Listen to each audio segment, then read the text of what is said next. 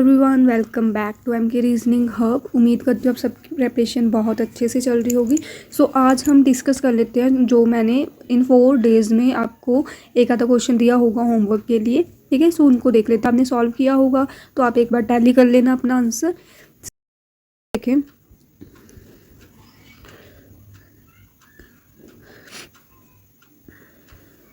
हाँ जी, एक क्वेश्चन ये वाला था। सो ये क्वेश्चन है होमवर्क वाला दिया था। इसमें क्या था, who among the following is just senior to B. तो ये तो आप बता ही सकते हो कि बी से जस्ट सीनियर कौन सा था। हमें ये ऑर्डर जो था ना दिया, ये कौन सा था, senior most designation to junior most. ठीक है, तो HR सबसे सीनियर था और एसोसिएट जो था वो जूनियर था। ठीक है ना। सो हमने ये बताना था कि बी के जस्ट सीनियर कौन है, बी के जस्ट सीनियर कौन सा पर्सन था। तो इसका आंसर क्या आना था, ई। ठीक है, सो ई था जो बी से जस्ट सीनियर थे। Right, next. सो जैसे ये वाला क्वेश्चन है, इसमें क्या बोला है, if all the digit are arranging in descending order. ठीक है, यहाँ पर एक चीज़ ध्यान दो, यहाँ पर बोला है डिजिट। डिजिट को हमने डिसेंडिंग में लगाना है। एक मेरे नॉन वाला स्टूडेंट है, तो उसने क्या किया था, उसने नंबर को डिसेंडिंग ऑर्डर में लगा दिया था। लाइक सबसे बड़ा क्या है 813, देन 735, ठीक है, देन 6। इसको मतलब नंबर को डिसेंडिंग ऑर्डर में लगाया था। तो आप ये चीज़ ध्यान दो कि इन्होंने डिजिट बोला है, नॉट नंबर। ठीक है, सबसे पहले आपने क्या करना है, अपने डिजिट को अरेंज करना है डिसेंडिंग ऑर्डर में from left within the number, then which among the following number become a third highest. तो आपने ये जो डिजिट है ना, देखो डिजिट क्या होता है कि नंबर के बीच ये जो है, लाइक 7 एक डिजिट है, 3 एक डिजिट है, 5 एक डिजिट है, इनको हमने डिसेंडिंग ऑर्डर में लगाना है। तो हम कैसे लगाएंगे, सबसे पहले 375 का डिसेंडिंग ऑर्डर क्या होगा, 753, देन 49 का दैट इज़ 942, फिर होगा हमारा 865, फिर होगा 831, देन 942। ठीक है, ये हमने लगा दिया डिजिट डिसेंडिंग ऑर्डर में। अब हमने क्या बताना है, which among the following is third highest. इनमें फर्स्ट हाईएस्ट क्या है, देखो अब 942 एंड 942 ये सेम नंबर आ रहा है 942, तो ये दोनों ही फर्स्ट हाईएस्ट हुए ना। हम इनमें से ये थोड़ी ना बता सकते कि 940, ये तो इक्वल ही है। दैट मीन्स ये दोनों तो फर्स्ट हाईएस्ट है। उसके बाद सेकंड हाईएस्ट कौन सा नंबर है, 863, और थर्ड हाईएस्ट कौन सा होगा फिर हमारा 831, 831। ठीक है, 831 किससे आया है, हमारा आंसर किसके अकॉर्डिंग लिखना है, जो हमें गिवन है ये वाले नंबर्स। ठीक है, सो इसका आंसर क्या होगा 813। इसका आंसर क्या है 813, जो है वो थर्ड हाईएस्ट नंबर होगा इस पूरी सीरीज़ में। ठीक है, इस क्वेश्चन के अकॉर्डिंग। क्वेश्चन इसमें आई थिंक सिलोगिज्म, हाँ जी, ये वाला देखो, ये वाला क्वेश्चन मैंने होमवर्क दिया था एक आपको सिलोगिज्म का। इसमें क्या है, some sky is not dark. Some sky, sky का कुछ पार्ट जो है वो क्या है, डार्क नहीं है। Only a few dark is light.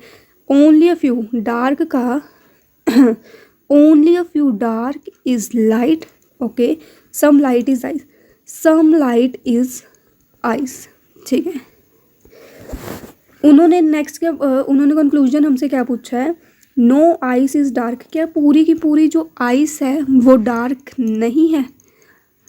Ice हमारी रही ये वाली, डार्क है हमारा ये वाला। आइस और डार्क में हमें कोई नेगेटिव रिलेशन डायरेक्ट तो मिल ही नहीं रहा है ना। Even direct indirect negative relation है ही नहीं आइस और डार्क में। तो हम ये थोड़ी ना बोल सकते कि पूरी की पूरी आइस ही डार्क नहीं है। तो फर्स्ट कंक्लूजन इसका क्या होगा, रॉन्ग। सेकंड कंक्लूजन पूछा है, some light is not sky. Not sky का मतलब कि कुछ लाइट का पार्ट ऐसा है जो पूरे का पूरा ही स्काई नहीं है। तो लाइट का कुछ पार्ट ऐसा है जो पूरे का पूरा स्काई नहीं। अब ध्यान से देखना, काफ़ी बच्चे क्या करेंगे, इसको राइट लगा देंगे।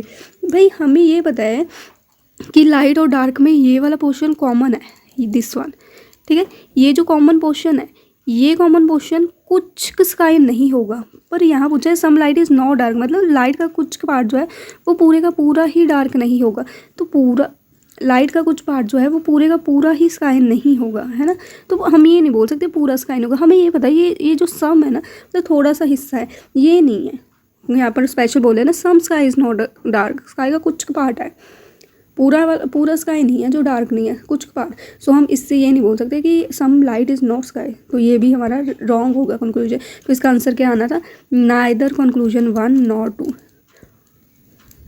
राइट, तो गाइस मैं आपको ना एक क्वेश्चन दे रही हूँ, ठीक है, और प्लीज़ मुझे आप इसका आंसर बताना, ठीक है। ये आपका होमवर्क क्वेश्चन है, आपने मुझे ना इसका आंसर बताना है, ठीक है। और ये बहुत इंटरेस्टिंग होने वाला, और ये ज़रूरी नहीं सबका सेम आंसर आए, ठीक है। ये आपने अपने नेम के अकॉर्डिंगली बताना है। कैसे? लाइक आपने अपने नेम का मतलब फर्स्ट नेम लेना है, ठीक है। फर्स्ट नेम के अकॉर्डिंग आपने अपने फॉरवर्ड एंड बैकवर्ड काउंट करना है कि कितने नंबर ऑफ पेयर्स बन रहे हैं आपके नेम में, ठीक है।